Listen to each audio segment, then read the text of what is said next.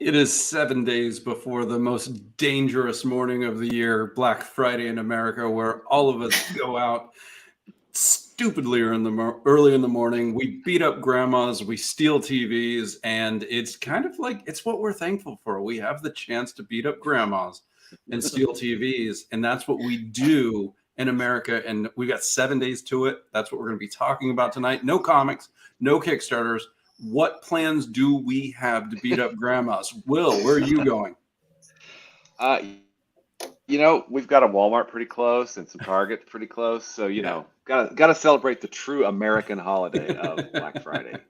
Oh gosh, I have never done it, and I'm certainly not in shape to do it now. So I think I'm just going to wait until the TVs are a little more expensive and keep grandma safe. Of course, I'm kidding. I kind of brought this up because we've got some friends from outside of the United States joining us.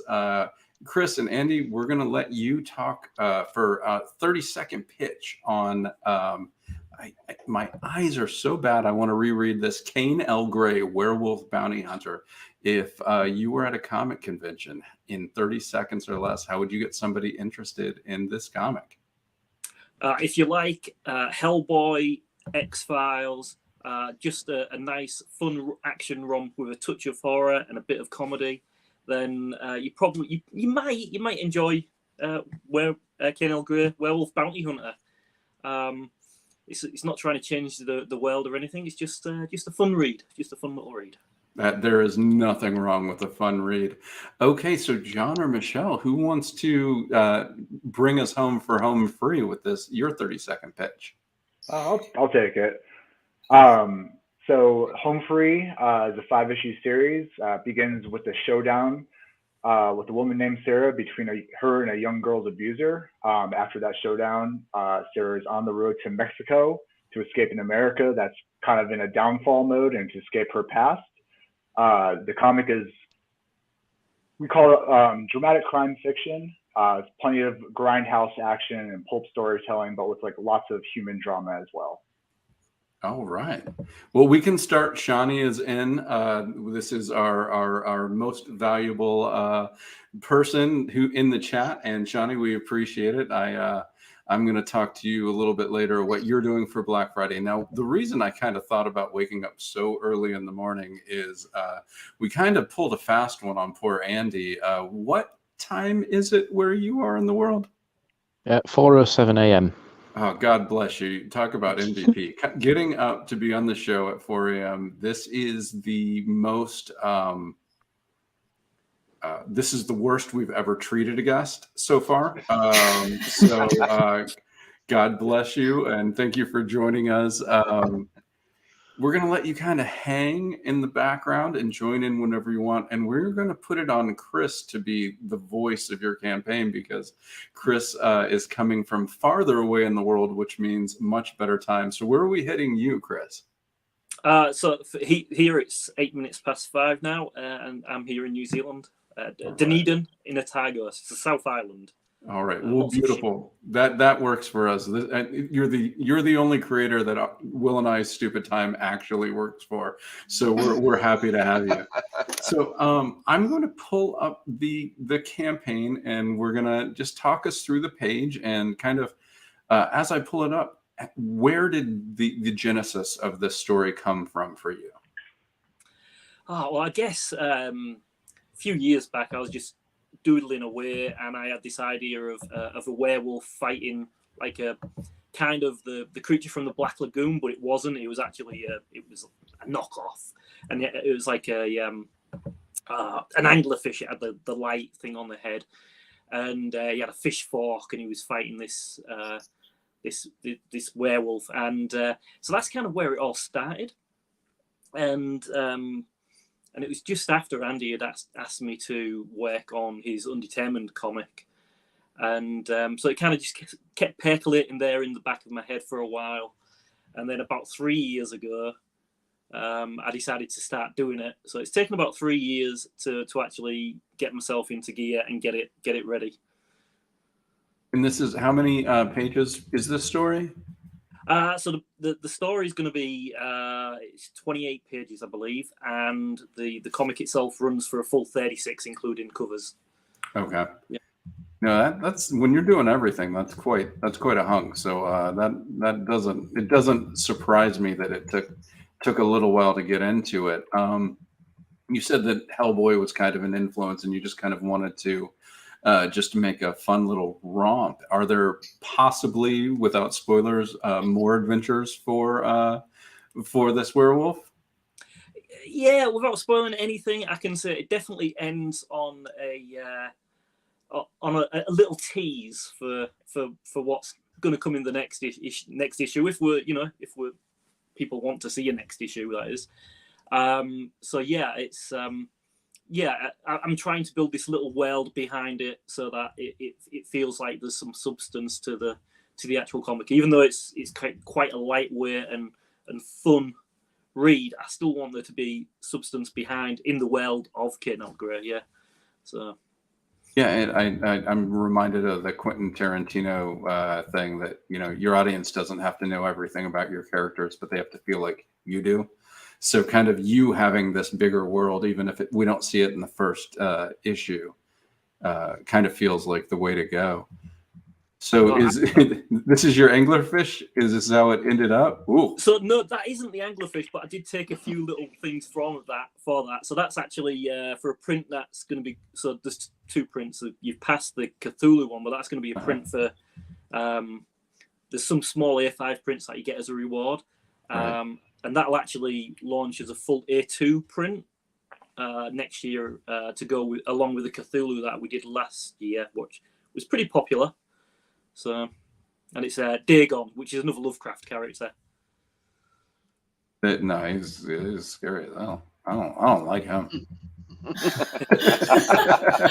Yeah, no, he's not a happy chap. Yeah. No offense. He could be a sweetheart, but I don't like him. So that one that you just passed was that's like another print for a design for Andy's Reanimator issue 2 that's just finished on Kickstarter recently. So Andy asked me if I'd do you'll have to correct me, Andy. Is it Nyarlathotep? Nyarlathotep. There we go, I think is the way to pronounce it. But I probably got that wrong. It works for me. So how did you guys start working together? I know that this is Chris's book specifically, but you guys are obviously a team, and Andy, you're running the campaign. So how did you guys start working together? Well, you'll have to probably correct me some of the facts, Chris, but we used to work together probably, I think I was about 18 or something, 19, so a long time ago, 20 years ago. So yeah, we worked together in a kind of like a retail shop. There's a shop called Comet, which is probably like an electrical version of like a Walmart, and a kind of shared love for technology and general geekery. And so we just became friends, and then lost touch for a bit, and Chris decided to clear off to New Zealand. That'll do it. Yeah, just you can take a hint, I think, really eventually. So and we every now and then kind of stayed in touch and everything, but then a few years ago I kind of thought I've always wanted to be a writer, so I was like looking at ways of exploring it, getting into things, and various contacts kind of like supported me kind of being able to create some comic work. So I was like, I know an artist, so randomly just messaged Chris one day saying kind of, would you be interested in working on a comic with me? And Chris is like, hey, yeah, let's do it. And since then we've been in very regular contact, across time zones. It's normally either very late night for me or early morning for one of us. But yeah, we've collaborated on. So my Undetermined series was the first one, and we did a couple issues there. We've done Chris, as you've seen in some of the earlier things, is excellent artist. Whether it's something as detailed as like the Cthulhu or the Dagon posters, or also like the retro 8-bit kind of things. We've produced like some poster campaigns. We've done some kind of Cthulhu artwork. There's been a series we've got called Icons of Horror, which we're going to kind of introduce, which is like a pixel art collection. And yeah, Chris has always had his werewolf bounty hunter up his sleeve, and it's hey, whenever you're ready. And eventually he's like, right, I'm ready, and yeah, and here we are. So yeah, it's really exciting to actually see it come to fruition. So, Chris, how did you decide on which way to go with the art on this? Because you have such different, distinct styles. Was it just to get the tone of the story, or speed? What was the process like in that? So yeah, I love to draw super detailed things, but I'd still probably draw in the first page if I'd done it in a similar style to the Cthulhu or the Dagon poster. So one of my influences growing up is Bruce Timm, Batman the Animated Series. I love his design, all that kind of like artwork from the 50s era. Simple line work, but you can get quite a lot across. So that's where my natural faster art style falls. Mm-hmm. So I really enjoyed that, and I knew in my head I could kind of see it using that roughly in that art style area, which in my more natural style, with a lot of heavy shadow. So influenced by Mike Mignola and Ben Stenbeck as well, who draws the Koshai. I can't even say the word because it's complicated. Koshai, Hellboy comics, that kind of thing. So I knew I wanted a lot of heavy shadow, but I didn't want it to be super detailed either because I wanted to get it finished before I pass away. Isn't that won't be for a long time, hopefully. Yes, let's hope so. No, I see that. I see the Magnolia influence in there, and it looks really cool. This old guy at the bar, he's kind of like squad goals for me. I kind of want to get to the point where I can just be an old fat guy without a shirt in a bar. Building your dungarees up with your overalls up with a piece of rope. Yeah. I mean, I'm working on the fat. I haven't gotten that. Like, I haven't gotten rid of the shame enough not to wear the shirt, but I'm working on that, and that is where I'm going to be 7 years from now. Will write it down. 7 years from now, that'll be me. I'll do my best to keep you out of there, man. We'll get you in for a photo shoot cover. We'll have a special photo cover. A return of the guy from the bar. You could play him in the movie when it becomes like the series or something. Netflix have contacted me. I wish they had, but no. So if you have the movie, I will play the guy, and I will gain the weight like De Niro, but I'm not going to tell my wife any of it's happening, and I'm going to see whether or not she says anything. Kind of like with the Homer and the Moo Moo moment. Yeah. Oh yes. Oh, do you have original art available in this one? Yeah. So I did the first. It's a funny story. So when I first started doing it, I was still working traditionally using paper and ink and everything, and so I did about the first 8, maybe even the first 11 pages. On paper and ink, and but then kind of like about halfway through, I managed to get myself an iPad Pro and Procreate, so I started playing with that, and so halfway through, I actually changed over to that, and I kind of imported these original images and then redrew them a little bit so that the art style matched, because it's quite strange going from pen and paper to a screen to draw. And so there's 5 pages that you can get at the minute. I think two of them have gone. Okay. I tried to choose the best pages as well. So they look cool. That's pretty neat. That's really impressive for you to switch from traditional to digital in the midst of a project, because usually that learning curve of digital is like, at least for me, it took a while. So it looks seamless for you. How did it feel? There was a little bit of a learning curve. I think I redrew several of the pages multiple times because it never quite looked, for want of a better word, real enough. It felt like computer art. Like it was done on a computer, and I wanted it to feel like it was actually, like it was still drawn on paper, even though I didn't want to draw on paper anymore. So yeah, there was a little bit of a learning curve. I I mean, my background is I am a graphic designer by trade originally, although I don't do that anymore.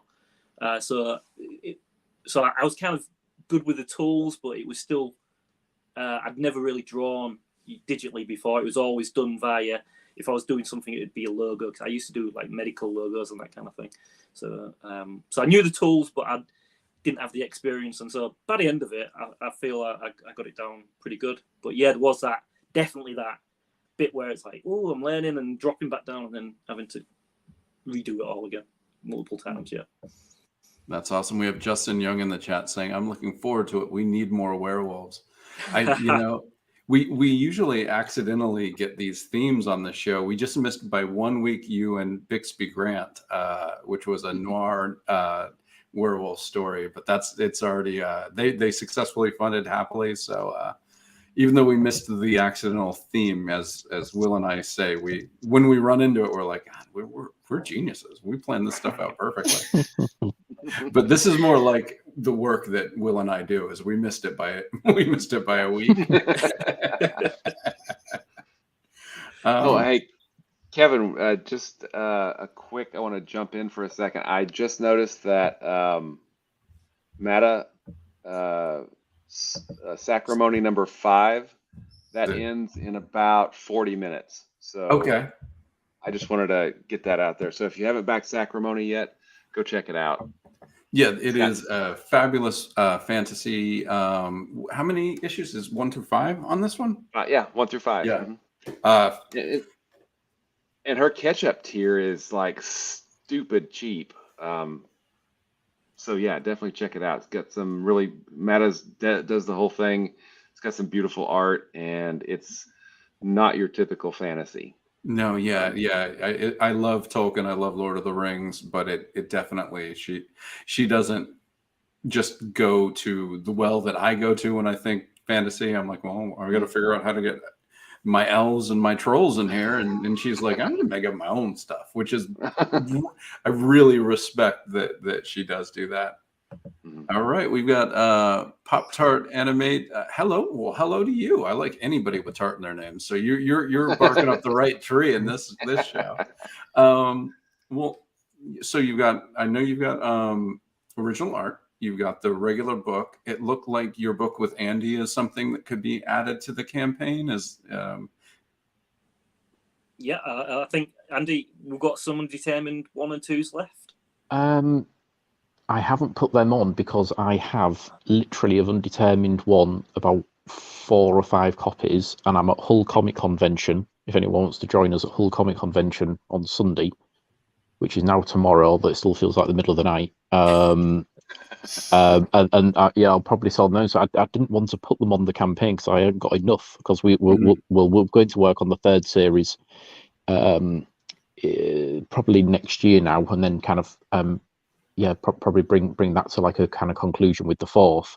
But yeah, no, we have got some of other add-ons with the campaign. I mean, one of the things Chris has just introduced, as you can probably see on my avatar, instead of looking at me at a very disheveled state at the moment, Chris is a really cool avatar creator, and he's done a lot of them for me and some of my friends, and we've run some campaigns before, and it's proved really popular. So if you kind of want to, I think we're doing kind of Christmas commission, Christmas avatar is like a little bonus that you can introduce. Some of the Lovecraft legends, the Cthulhu artwork went down, is really popular.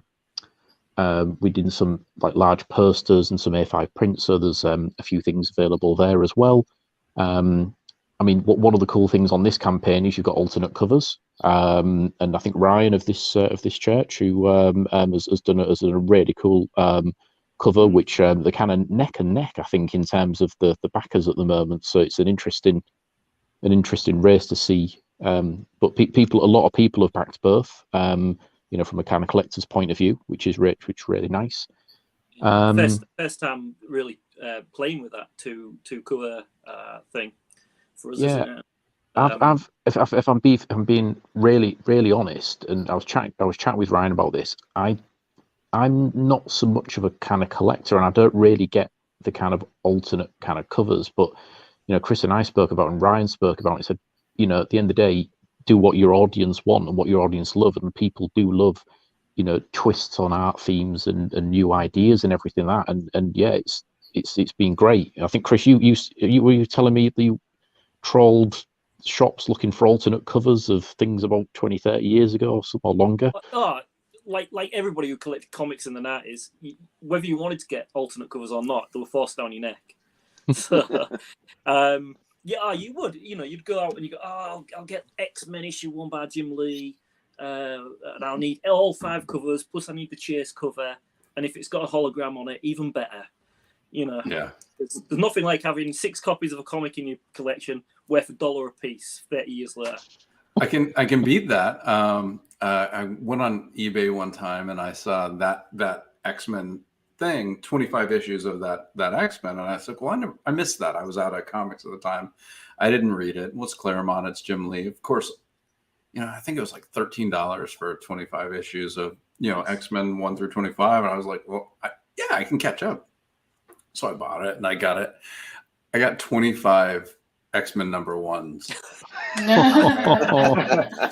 They got me. They got me. All the same cover? All the same cover? Yeah. I mean, maybe one had Wolverine and one had Magneto, but it was certainly not. It was not. I was trying to read, and it was certainly. I was just, Kevin, you've been had. Well, Michelle and John, do you guys do variant covers on your campaigns, or? Yeah, we do.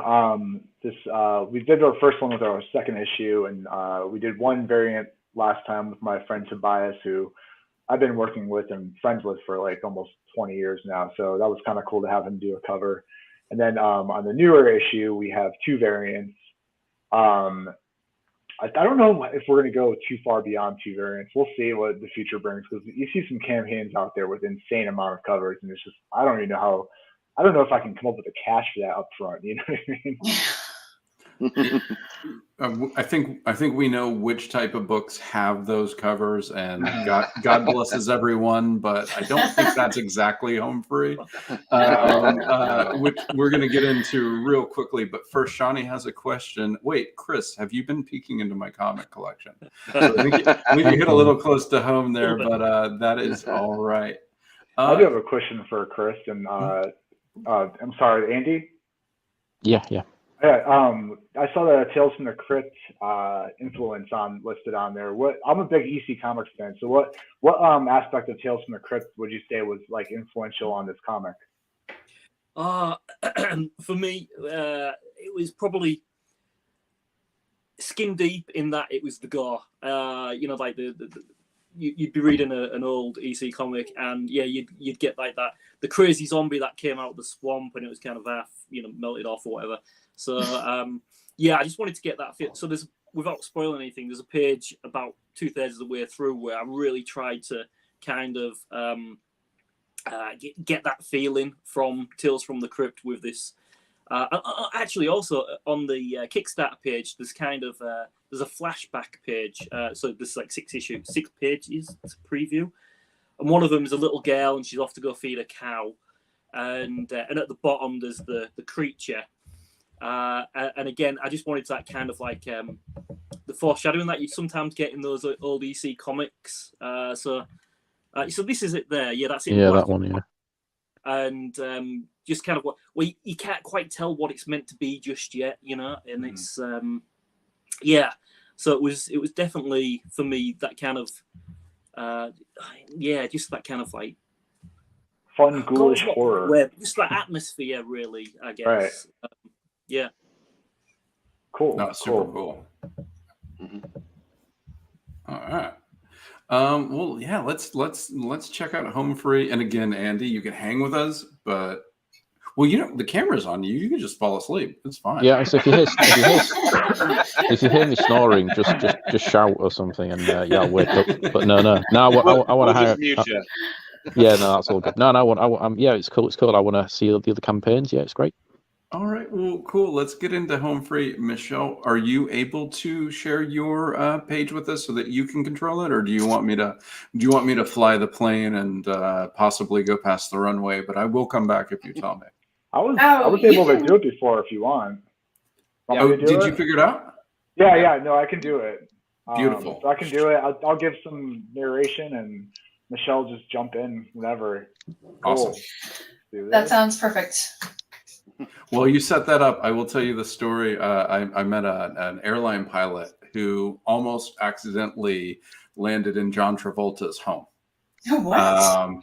Yes. John Travolta has a home in the middle of Florida, and he is a pilot, and he lands his plane there when he comes to Florida. And there is an airport about 15-minute flight away, and kind of looked down and saw the runway and started to touch some buttons, and then realized, oh, wait, no, we're not there. And so had they actually not been paying attention, they could have landed right in John Travolta's. And he said, yeah, they were there. They were having a party or something. Jesus. But no, it wasn't really that close. It was just sort of is that runway? No, that's not that runway. So they weren't actually that close, but in my mind, they literally almost landed in Travolta's house. All right, so let's check this baby out. Before I jump in, are you wearing a Goonies shirt by chance? Is that what that says? The Goonies? Heck yeah, we never say that. Okay.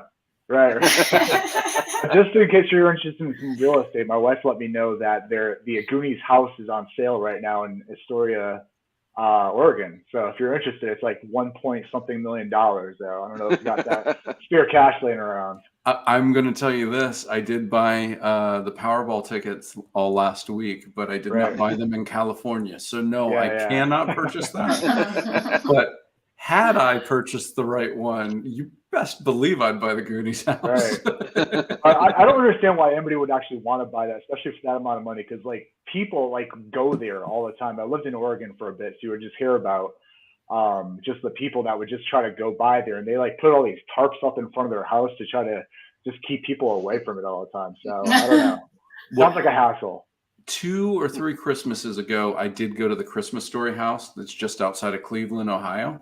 Nice. So if I had won $1 billion or almost $2 billion, I would see if I could make it a Goonies museum and let people do so, and I would not live there. But I would certainly try to do the Christmas Story house with it. That's cool. That's cool. I think they actually in the story have like a Goonies museum in like the local jail or something like that they might have used for that movie. So that makes sense. I never actually went to that, but it might be kind of cool. Yeah. All right. I wore it for Andy. I wanted to scream, Andy! You Andy! Was that a bane of your existence growing up, or did they not do it because the character was a girl? No, the thing I've grown up with is I'm not sure if you can tell it too much from the avatar, but I've got a very close distinction to looking like Macaulay Culkin. Oh, so you get what I get. Unbelievably close. I get Kevin. I get people screaming Kevin at me, and I love it. Yeah, no, I get it. It's like a lot of Home Alone references, and I've generally kept off the crystal meth, so I don't kind of look like him so much anymore. So you said you generally have kept off. Well, that leaves a lot of room in there. It's just a bit Moorish, isn't it? So but no, tend to stay clear. So yeah, no, it's more the Home Alone references as I was growing up. Gotcha. As opposed to anything like that. Yeah, I've hopefully left that behind me for the time being. I respect that. All right, so let's get into Home Free. All right. Okay, so right now we're doing pretty well. We've still got 13 days to go. It ends 2 Fridays from now, December 2nd. About 80% funded so far, so I'm pretty psyched about our success so far with it. So I have a question for all you guys, because we all run Kickstarters here. So I make trailers for all my comics. I love making them. They're so fun to make, do you guys, but like, I feel like nobody watches them, I'm like, is there like, maybe it's just not a good idea to make them? Like, what do you guys think? So when you say trailer, are you specifically talking about your Kickstarter video, or just a trailer to put up anywhere you want for just to get a little extra a few extra eyes. I mean, it's basically the like Kickstarter video, but like, I'll put it on Twitter and Instagram and all that just to, keep playing it, to get more watches on it, I guess.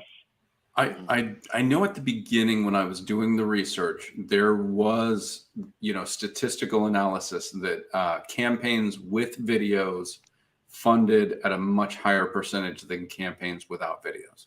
And it really didn't matter if they were good videos or bad videos. It was simply the fact that because you took the effort to make it, people trusted you more. Mm-hmm. So I have continued just making the videos for that reason. I don't know if that's still accurate. Right. But it was definitely demonstrable at the beginning that if you take the time to do the video, even if nobody finishes it or watches it, it's better for you. Yeah, it's still there. Yeah. Yeah. I am on mine. I made the stupid decision to make it animated. So I actually wanted to draw an animated video, like. That's a lot of work. Yeah, it took me, I don't know how many hours, maybe 24 hours to get 8 seconds worth of animation done. Oh man! And it looks, I love it, but never again. So don't do animation. That's my advice for next time. I think I get really into it. Oh, go ahead. I think I get it. I mean, I've just had a quick look at some of the stats of our videos and stuff, and you tend to get more backers than you do video watchers, and not everyone who's a video watcher is going to be a backer. So it is generally lower, but I think I agree that I think generally people respect that you've kind of created one or it's acknowledged on there, and it might even boost Kickstarter algorithms, getting you up a bit higher if you're kind of doing things like that. What I've also found though is I think you mentioned that you can reuse the videos for Twitter and Instagram. And the thing is, a lot of the socials now are pushing more video content. Mm-hmm. And I'd put I think it was a Twitter ad up with a video of a previous campaign, and that got loads and loads of hits. So it's a reusable bit of content. I think sometimes you've got to recrop to like 1v1 or something for Insta, but you will get more promoted on the social. So I think the time spent investing in putting a video together, maybe not 24 hours for 8 seconds of animation. Maybe Chris, you'll do a stop motion next time or something, and but you. Yeah, that live action. But the I think doing it, maybe not investing huge amounts of time, but having something there that's, even if it's panning around the pages, putting a bit of music against it or something, that can also be reused for the social channels. But I do take your point that they don't tend to get massive amounts of views and hits on Kickstarter. Right. Here's my mistake with videos. I always do it last, which means I'm the most tired. So then I'm editing and I'm just looking at my own corpse talking. And I'm just like, well, this is what they're going to see. And I always think like, I do it at the beginning before, you've stayed up till 4 a.m. getting every last minute things in, but I can't, the video is always the last thing I do. So it's always kind of like, I'm Kevin Rose. I write this book, and it's like I should do the House of Fear thing for our buddy James Powell, right? Because I could pull that off. But so I guess get your beauty rest, guys. Don't be like Kevin is my video advice, but do a video. Cool. Or just have Clay Adams do it, right? Because oh man, that man can look good on a Kickstarter video. Absolutely. All right, well let's check this out. All right. So this is the third issue of the series. The subtitle is Desert Green. So far, the story so far is kind of the first issue. Sarah meets a girl named Emmy in a bar. She's obviously been abused by somebody, basically her pimp. So there's a bit of a revenge kind of thriller kind of thing going on in the first issue, but it's a building of a relationship, between Emmy and Sarah. So by the end of that, they're on the road together. In the second issue, they run into some people who recognize a car that they stole, and they have to answer to that.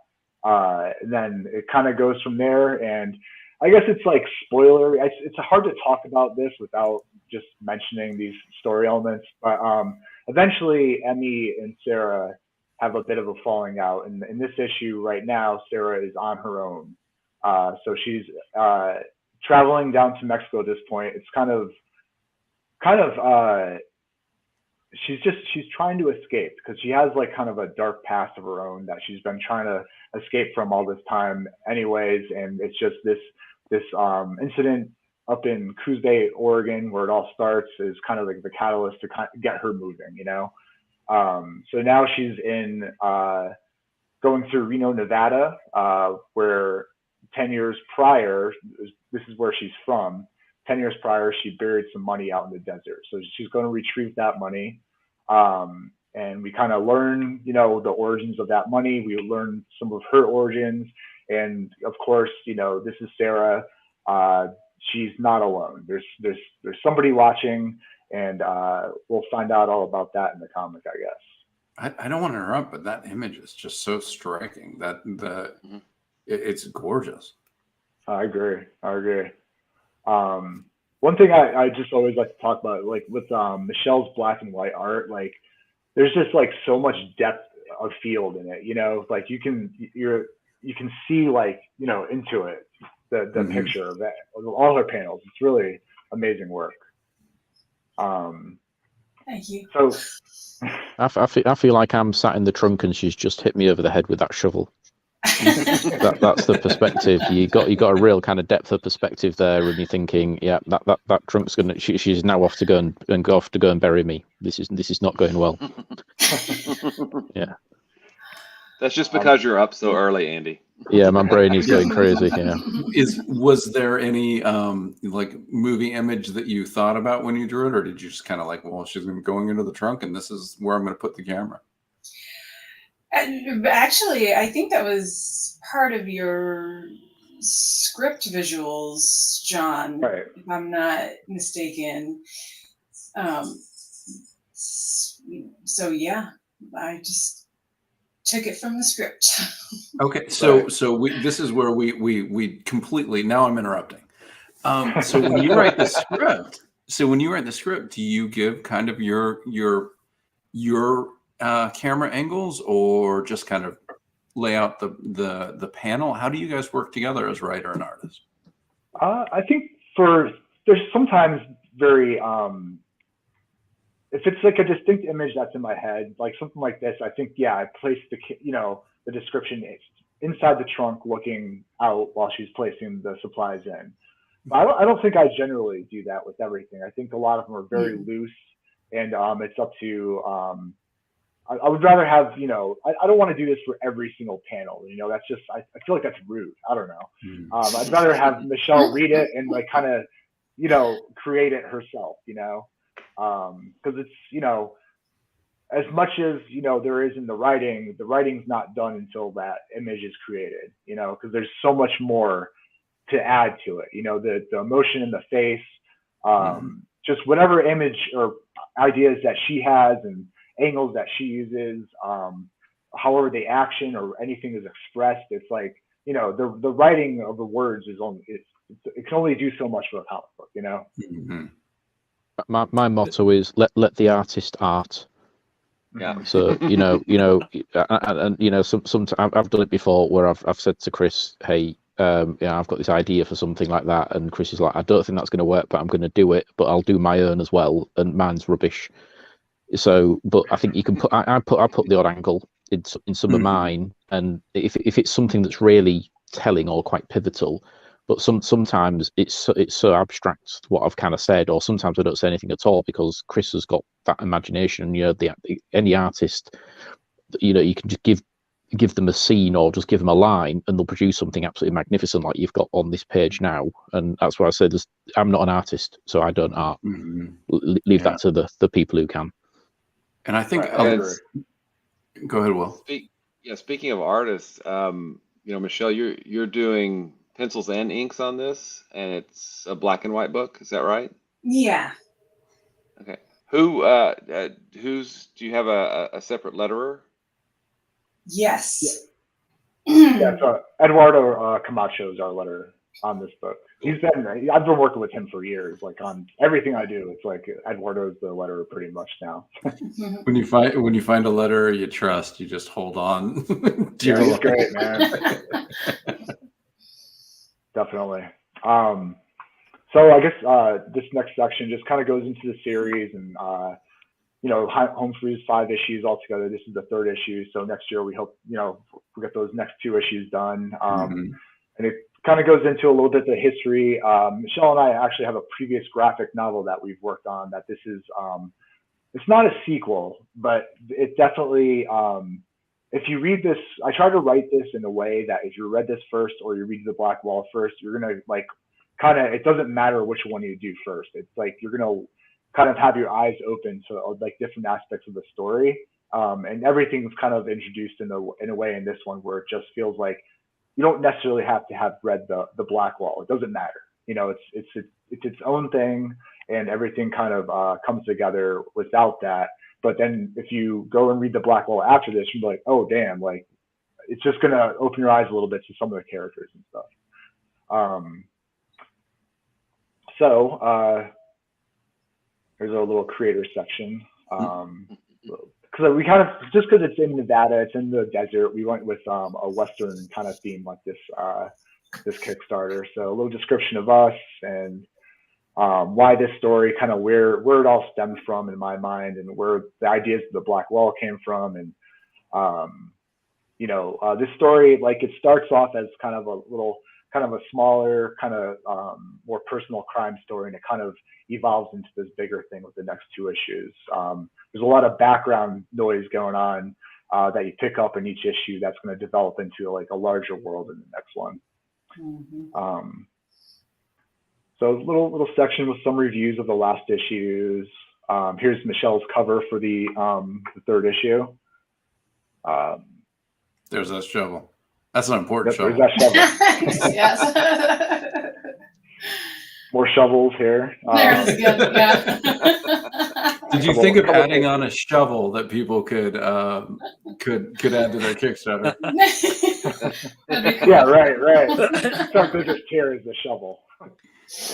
Yeah, you could, and Michelle could do some art on the inside of the she could shovel, paint it. and they could hang it. That would actually be pretty cool. I don't think Kickstarter would work because of shipping fees, but boy, at a comic convention, just having 3 like the Sharpie painted, just a little bit of drawing on 3 and hang them up. I don't know if you'll sell one, but you can get people to stop and look at it. Yeah, it would be very different for sure. Couple more pages. These are our variant covers right here. So Raymond, I have one of his comics. He did one called The Fallen. It's a pretty cool comic. So I was like, when I was looking for artists, he kind of put his name out there, and I was like, yeah, let's do it, man. One of my friends from the indie comics world, like, let's get you in there. I think he did a really fantastic cover. And Arrow, I'm not familiar with Arrows, but he's worked with Raymond before, so he brought the colors on this. I think he did a really nice job, kind of giving that kind of evening, like California, Nevada summer, look to it. The other one is by Samuel here. I picked up on his work from, are you guys familiar with Magic Powder, the Magic Powder series? Yes. Yeah. Jeff Schiller, he does the covers for Magic Powder, and I'm always blown away by those covers. I love them. So I was like, Jeff, you got to hook me up, man. Who does these covers? So he gave me Sam's information, and we got him to do one. And I think he did a fantastic job as well. Really cool. Kind of leaving some mystery on there between the two of them. Not really kind of total reveal of anything. Well, I know you told us before we started that you didn't have a variant for the first. You had two for the second, or you had 1 for the second. You have 2 for the third. So you're gonna have 4 for the fourth. I was kind of actually thinking about that. Keep adding. If you did like 100 issues, you guys could have like 500 variants. That'd be great. This is actually, I don't know if you can see it, but this is the variant for the second issue right here by Tobias. Doing nice work. That's cute. And that's available through this campaign. Nice. So the next part is we always do funding goals. It's the same thing for every campaign. So once we're 25%, 50%, 75%, you're going to get something if you're a physical backer. So we've unlocked up to the 75%. So we got the sticker right here for the logo, more shovels. We have the bookmark for this campaign that everyone will be getting. And then we do a noir style postcard. These are really my favorite. I love these.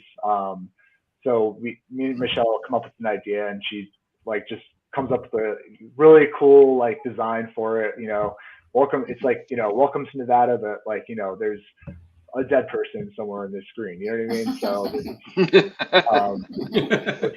how friendly is it? I don't know. But all our campaigns have one of these, and you can actually get the old funding goals through the add-ons section as well. So if you want to collect all the postcards, they're there for the taking. I'm gonna guess you have a catch up in case somebody's hearing about you for the first time. Oh yeah, definitely. We have catch up. Do you want me to go through the tiers? Just kind of run through them real fast. Sure. Yeah. Especially the ones you want to make sure people hear about. Right. So Fistful Digital, just the PDF. Then we have a deluxe PDF for this campaign. So we'll include all the covers with that, and then, you know, just some extra stuff. I'll write some notes about the comic and the story. We'll have some character pages for Michelle's design aspect.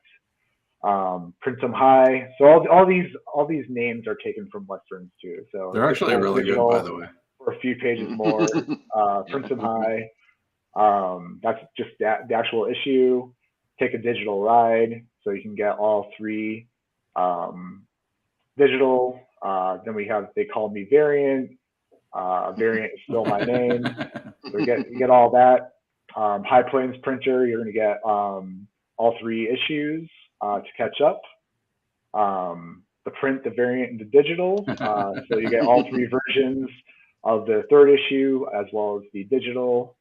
Once Upon a Time in John Says, this is where things change up a little bit. For each issue, starting with the second issue, I'm writing a short story that takes place within the world as well. And then we're printing them, and there's going to be PDF also available this time around.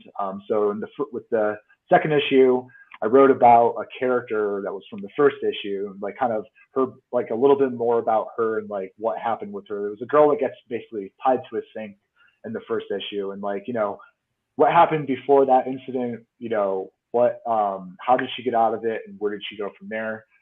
This one's a little different. There's an incident that happens in the second issue, and this is about a forensic cleaner who's cleaning up the crime site or the accident site, and you know, he finds an object at that crime site, and we go from there because he basically, this is no secret to the story. He's a thief, kind of.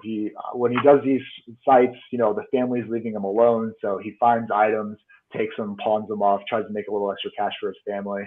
But the item he finds this time is one he probably shouldn't be seen with. So you'll find out more about that. That's titled Inheritor of the Dead. It's a shovel, isn't it? You got it. Sorry, I didn't mean to spoil it, but I do want to mention the cover for this is done by Luigi Criscuolo. I've worked on a comic with him in the past, so I was like, man, who am I going to work with on this? And we've done crime stuff together before, so for the rest of them, I'm going to have him do them in a similar cover, and then eventually, when I get a little extra cash, I'm going to have him redo the first cover too. Oh, cool. So this tier is all Michelle's work. Michelle, you want to talk about this one? Oh yeah, sure. Twin City, wow. Yeah, so the print is 11 by 17, and you can see it's a homage to Sin City. And then there's a trading card there, and I plan to put those into those little plastic sleeves and signing the back, and they're a nice little thing to have. So that's what you can get Once Upon a Time in my head. I was super stoked when she showed me that print because I had no idea what she was going to do for the print. And then she just like it popped into the email one day. I was like, oh, damn, that is awesome, man. I think it looks great. I It had has so a much shovel. fun making that. Yeah. A shovel shovel. is Will has said it. Art emails from the artist on the book are like Christmas Day. Yeah. Anytime I the know, artist I know. sends any art, you're just like, oh, this is so great. You want to share it 100%. immediately and you can't. Next one is Day of Comics, where you can get every single issue that we have available. Price of retail. This is one of those tiers I always put in there, and I just don't know how to get anybody to bite on them. But I'm going to keep putting them there just in case, so you can get a bunch of copies of the issue and just sell in your store. They're like half price, so it's pretty good deal. There are a few shops that will do it, but they are few and far between. But I'm sure it doesn't hurt to have it, because if somebody wants it, great. Right. So then we have the wild tier, which is like kind of a little mixture of the me and Michelle's kind of separate tiers. Everything, where you get pretty much everything we have on offer, including our enamel home free pin and the sticker for this issue, which is the kind of a significant item in the story. Then our top tiers are actually sold out, which is awesome because they're the big money tiers.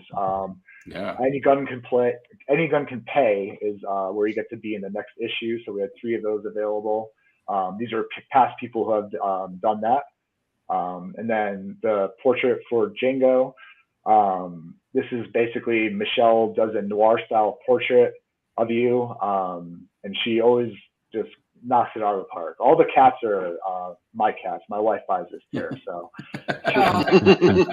she wants the cats. They're so fun. Yeah, great day when I can make a cat a gangster. Love it. Well, if you can possibly take a photo of the cat and slap them on the campaign page, our theme of the last 2 months is if you put a cat on your campaign page, you're going to be better. I see that you have the art of it, but let's see the real cat too. All right, yeah, I should do that. More words of wisdom from Clay Adams. Yeah. This is just all the stuff we have available for add-ons, and this is just a description of the books, so people can kind of get more info on those and just the random items we have available. So these are the first 2 postcards we had, one for Cruise Bay, one for camping in Oregon. That's the stuff. No, it's awesome. It's looking great. So we've got both campaigns. You've got how many days left on Home Free? We have basically 2 weeks, like maybe 12, 13 days. And we've got about 4 days left on Werewolf, right? We're looking at. Yep. So yeah, we've got a little bit of time, and we're gonna definitely be putting these out on social media and sharing it, because I think both campaigns are certainly extremely worthy of people's attention. I'm really excited to read both. I had Home Free out and my week just got away from me, so I do apologize. I was excited to read them. And then next week I've got to camp out and beat up a grandma, so I don't think I'm gonna get to it next week. just kind of elbow. Yeah. I mean, you gotta laugh at what we've become. The UK doing it now. It started happening in the UK. Yeah, there's like grandmas being kicked and punched and everything for these £200 TVs. They don't need the TV. They just want to kick the grandma. And okay, so I think you figured it out. What we've got to do is give people a chance to kick a grandma without a TV involved. Yeah, it's like a sport. It's it's like an Arnold Schwarzenegger film, isn't it? We need him back. We need to like Christmas. Yeah, we need to get the Grandma Chainsaw guys on and figure out how to synergize all of this. Well, I really appreciate everybody who's been on the show, and thank you. I love both campaigns. Let's can you stop sharing that thing, because I feel like if I do it, I will kick you out on accident. Let's do another 30-second pitch on the things in case somebody came in late. since we do this live on YouTube, somebody might actually have missed the 30-second pitches. Andy, are you awake enough to do the 30-second pitch? I'll let Chris. It's his story, Okay. it's his comic, his art, and everything. So sorry, Chris. I'll let you do your pitch again. That's fair. That's okay. Okay, it's a 20-page. I'm just going to read it off the screen. 20-page horror action comic with a hint of comedy in the vein of Hellboy, Swamp Thing, X-Files, Tales from the Crypt. If you enjoy a good action romp, what's not going to change the world but is just fun, then Kane El Grey Werewolf Bounty Hunters for you. And yeah, please check it out. It's 4 days left. Thank you. We've got some cool add-ons. You've got commissions. You've got extra artwork. You've got original artwork and everything. Some like really cool add-ons. Yeah. And So some great puns on the tiers as well. I worked hard on the puns. you did work hard on the puns, and there's some good puns. There's some good puns in the story as well. So very Now, good. you said something there that begs a very important question. If it does change the world, Yeah, you will it never know. change it for good or bad? Oh gosh, for good. All right. You know, somebody's just going to read it and they're just going to put it down, and hopefully they'll just be like, man, that was fun. And then they'll get on with the rest of the day, and they'll be in a good mood for the rest of the day, and that's just going to make a snowball effect. And they're going to see a grandma over there and you go, you know what? I don't want to beat her up. Yeah, but they still will. Read it on Black Friday, basically. They might not Maybe want I'll wear to. a plaster on a band-aid on my elbow and give her a bit of cushioning. Yeah. Yeah. When I The drop butterfly the- effect. So I'm Yeah. with you. All right. So Shawnee just put something in the chat real quick. I'm always down for good puns. So yes, you got a fan in Shawnee. So should I put the pressure on Michelle to do it, or are you gonna punt like Andy? You know, I'm going to punt because not only is it late, but I'm good with visuals, not necessarily words. So Fair. I'll take it. Home Free, 5-issue series, black and white comic. The genre would fall into crime. We like to call our work dramatic crime fiction. There's lots of just grindhouse style action, pulpy suspense, hard-boiled suspense is actually more how you want to say it. It's about a woman struggling to face her past, but also kind of face the future that's ahead of her. And there's lots of trouble all throughout the entire thing that she has to get past. So it's a fun ride, but it's also kind of an emotional and dramatic ride as well. Let's do it. If it's going to change the world, will it do it good or bad? Oh, it's good. All All right. good. yeah. Yeah. And there's a lot of shovels. A lot of shovels. There's lots of shovels. Yeah. Makes me want to go buy one now. I don't even need a I'm- shovel. But I'm take gonna those beautiful shovels. Yeah, I'm gonna 3D print some shovels. I never knew there was going to be an explain yourself bump for Home Depot stock, but Right. we did Oh, it. you Errol. We did it. Here we are. Issue 4, you've got to do a little enamel shovel badge. Got to. Yeah. All Yeah. right. It's on the way. Maybe we'll have like an enamel collection of just like items, you know. All right. Well, thank you, everybody. Will and I are going to go talk about the campaigns. I just saw I pop up in the comments. Want to make sure. Oh, Shawnee is always down for some good shovels too. So she doesn't mind digging deep on the puns or digging deep with the shovels. So we got one where the That was a good one. Thank you.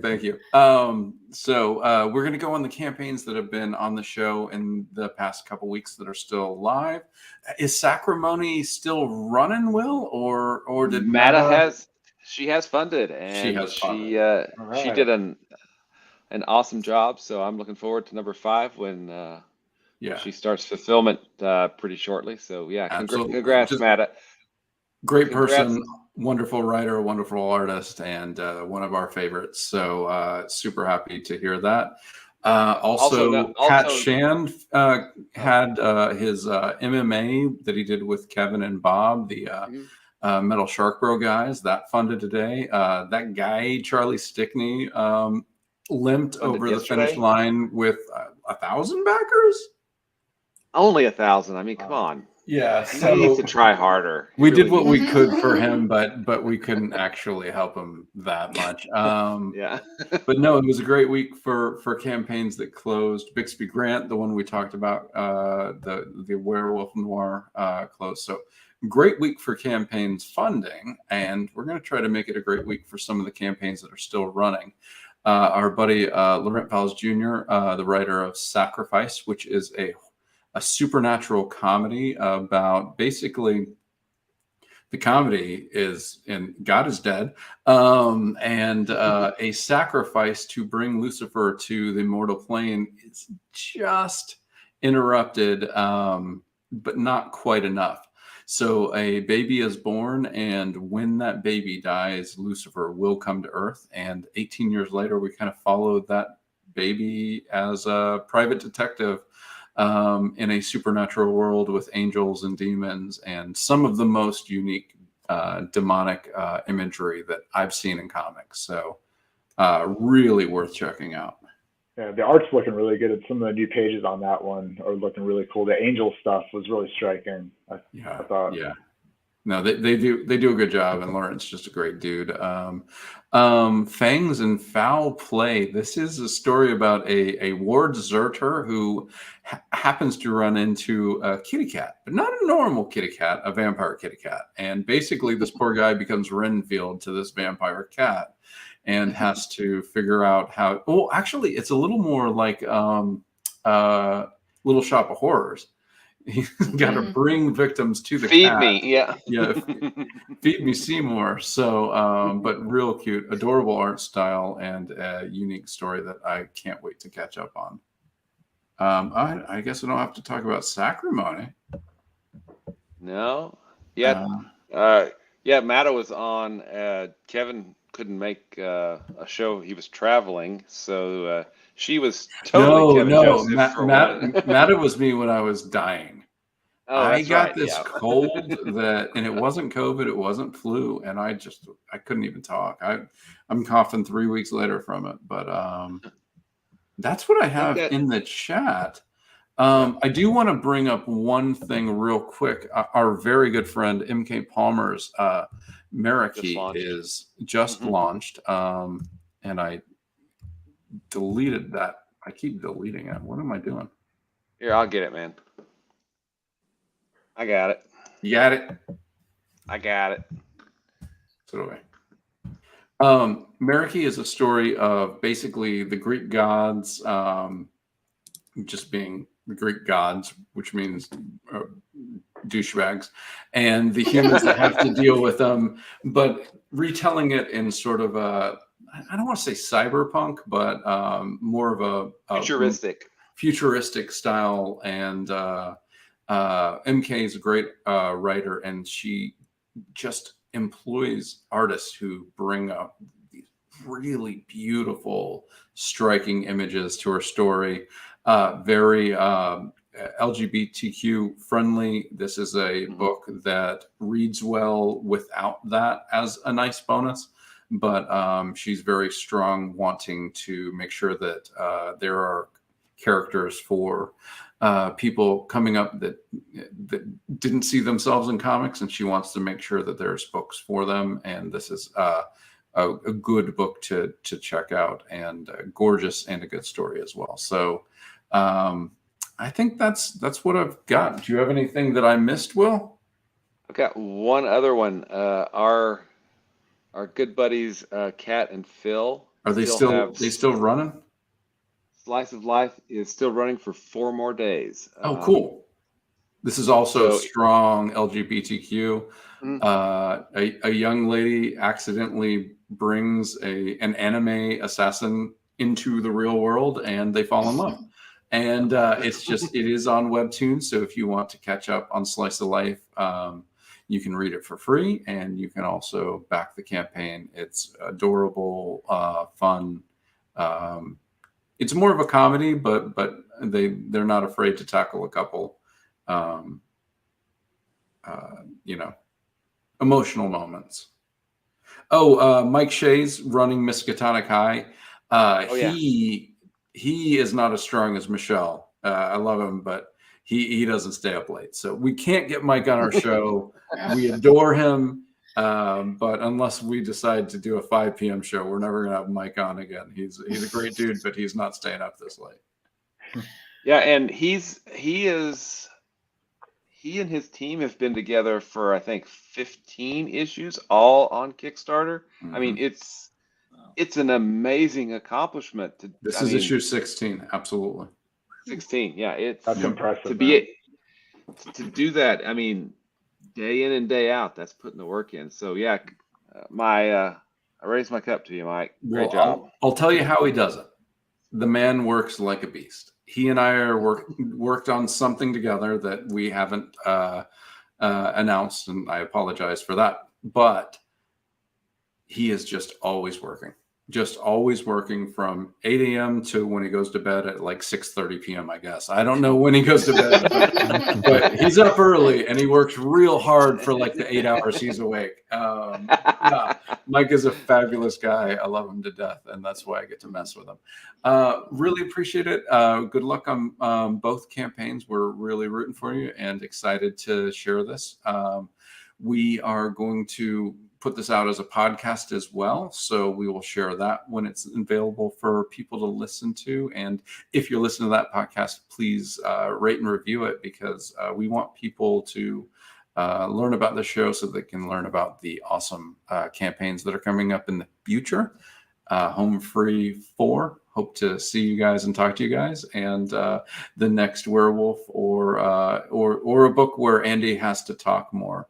That he actually writes. I want to see if we can convince him to put the camera on one day in the future.